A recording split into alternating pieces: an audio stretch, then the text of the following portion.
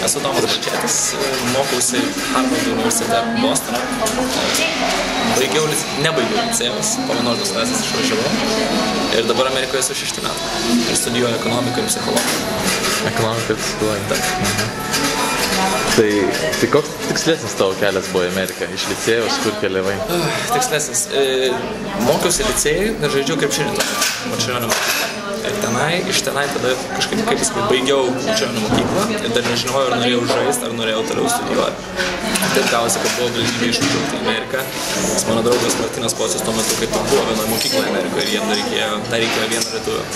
Taip gavosi, kad aš per jį praktiškai išvažiavau. Tenai mes abu mokėmės, tenai žaidėm.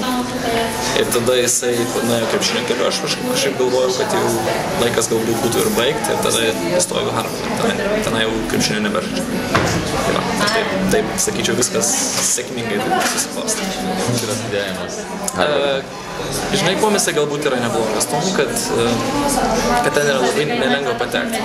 Bet kai patenki, tai tikrai ne vieną žinau žmogų čia tiek Lietuvoje, tiek ir kitur, kurie yra tikrai protingi ir tikrai galėtų tenai kur kas geriau mokytis, negu kad aš ten mokysiu ar kažkas. Tai tikrai nėra taip labai sunku mokytis.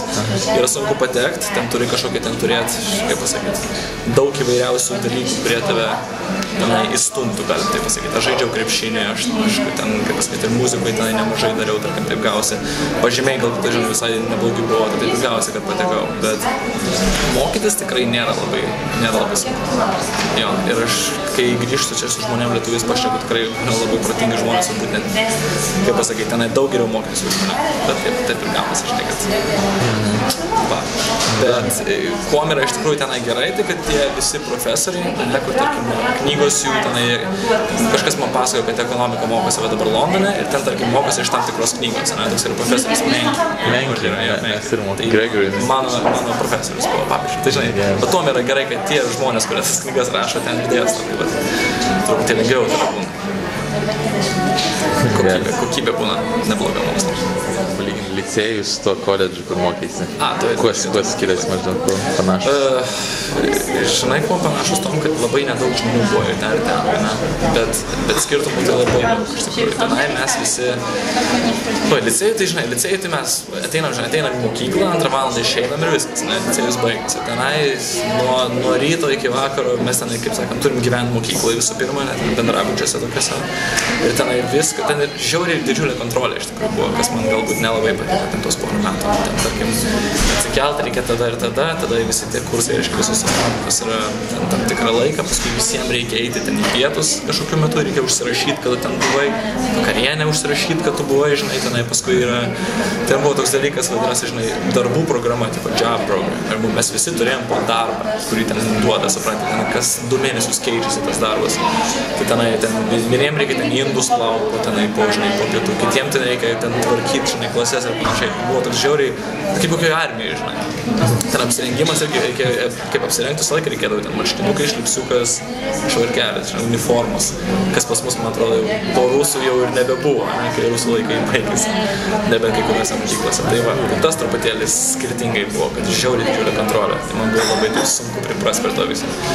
Bet mokslo prasme, kaip sakant, licėjų ir ten buvo labai, kas sakytų, už tą kokybę, kas buvo labai faina. Lietuvo kelias į Harvardą, žinai, koks yra tiesiog, kaip pasakyti, aplikuoti. Visas kelias. Žmonės nepatenka ten dėl to, kad neaplikuoja. Nežinau kodėl. Dėl to, kad galvoja, kad nepateks, arba dėl to, kad galvoja, kad yra per toli. Tai va, tai yra, man atrodo, kad šitas 2 priežastys yra labai menkos aplikuoti. Bet yra labai viskas elementaru. Yra labai paprasti popieriai, yra 5 dalykai, kuriuos reikia nusiųsti ir siunti. Ir patinka užsieniečiai. Jiem reikia užsieniečių, nes kiekvienam universitetui pagalvokit. Tai ne tik, kad tu jiem darai paslaugą, bet jiem patinka turėti užsieniečius. Dėl to, kad jie gali pasakyti, kad mes turim 20% pas mus, žinai, 20% studentų pas mus yra iš kitų šalių, tai universitetam tai yra labai gerai. Jie laiko tai pliusą, ne? Tai didžiulį pliusą, nes tai rodo, kad jie yra ne tik, kad, žinai, Amerikoje geras universitetas, bet jie yra, žinai, globaliai geras universitetas. Jie pritraukia studentus iš kitų valstybių ir tai yra dažniausiai labai didžiulis pliusas. Ir tai netgi kažkaip jiem įeina į reitingus, kurie kelia į reitingą kažkokį tokį. Tai va, jeigu jie gauna, reiškia, gerą aplikaciją iš Lietuvos, jie tikrai labai labai tai žiūri. Jau ne iš vieno žmogaus esu tai girdėjęs. Pas mus, pavyzdžiui, bulgarų kokie 7, o lietuvių 1. Kodėl? Aš nekokį. Kas atsibodo, tai visi bulgarai. Nepasakysi, kad bulgarų labai sistema kažkokia švietimo yra geresnė nei mūsų. Ta pati, aš galvoju, po panašiu, po sovietinio. Kažkodėl tai nežinau, ar jo. Arba mes, žinai, nusprendžiam nusėsti Anglijai, kas yra irgi labai gerai, nieko tokio tikrai, bet aš manau, kad galima dar tą papildomą žingsnį padaryti, galima atstumti Ameriką. Tikrai nesakau, kad Amerika yra geriau negu Anglija, bet jeigu norit bandyti, yra labai smagu ten. Gerai.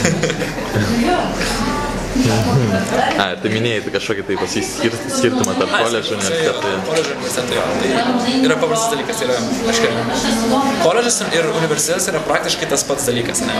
O čia, kaip Tauras minėjo, kad aš buvau mokykla, ne? Mokykla nėra koledžas. Mokykla yra, žinai, high school, kad taip ir yra. Paskui tu, tarkim, stoji, reiškia, arba į koledžą, arba universitetą. Jie yra realiai tas pats dalykas, kaip pas mus yra kolegija universitetas, ten irgi yra college university.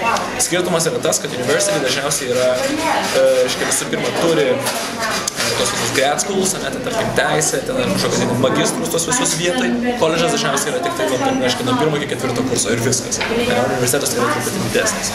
Antras dalykas yra tuom, kad universitetuose yra, reiškia, tie visi research facilities. Tai, tarkim, kur profesoriai daro savo visus, ten kažkokius, dažniausiai būna, nežinau, chemijos, biologijos profesoriai daro kažkokius eksperimentus, ne? Ten jie turi tas visas galimybės universitetuose. Koledžuose neturi, jie tik tai ateina ir dėsto. Tai va, čia yra dydžio reikalas, bet kokybės reikalo visiškai skirtumo nėra. Pavyzdžiui, aš mokusi, jeigu taip atvirai, aš mokusi Harvard College, bet yra tuo pačiu ir Harvard University, kuris ten viską apima, ir teisė, ten ir biznio magistrai, ten ir religijos mokslus, viską. Bet realiai nuo 1 iki 4 kurso yra tik tai Harvard College. Dar galiu taip trumpai pasakyti, kai mes, Harvard'e toks yra labai įdomus dalykas. Pas mus, tarkim, kai mes studijuojame, čia mes Lietuvoje. Tai žmonės aplikuoja, tarkim, į VU ekonomiką, ne? Ir VU ekonomiką jie mokosi ekonomiką ir ten matematiką ir ten kažką, žinai, bet tokius dalykus. Mes, kai aplikuojam universitetus Amerikoje, tai mes aplikuojam į universitetą. Mes visiškai dar net nežinom savo pakraipos nieko, mes nežinom net ką studijuosim. Tu įstoji tenai iki 1 kursus, ne? Ir tenai nuo tada tik tai pradedi galvoti, ką tu čia pradedi, žinai, ką tu čia studijuosi. Ne? Ir gaunasi taip, kad tada per pirmus metus ten įmi tokius įvairiausius tokius labai bendrus kursus, ne? Ir tada po tų, reiškia, tų įvairiausių kursų nusprendi, kas tau labiau patinka. Ne? Tai va, tai. Ir po tų 1 metų, tarkim, reiškia, 2 metų, tarkim, viduryje, kai tu būni 2 kursus, kažkur tai maždaug ten gavosi gruodžio gal mėnesį, turėjau pasakyti, kokia bus tavo pakraipa. Tada jau pasirinkti, ekonomika. Va. Įdomi. Ir yra, tarkim, iš 32 kursų, kaip minėjau, yra, tarkim, 10 kursų ekonomikos, mano bent jau buvo. Paskui aš dar turiu psichologiją kaip antrinį dalyką, tai dar 6 kursai psichologijos. Or flying through the sky.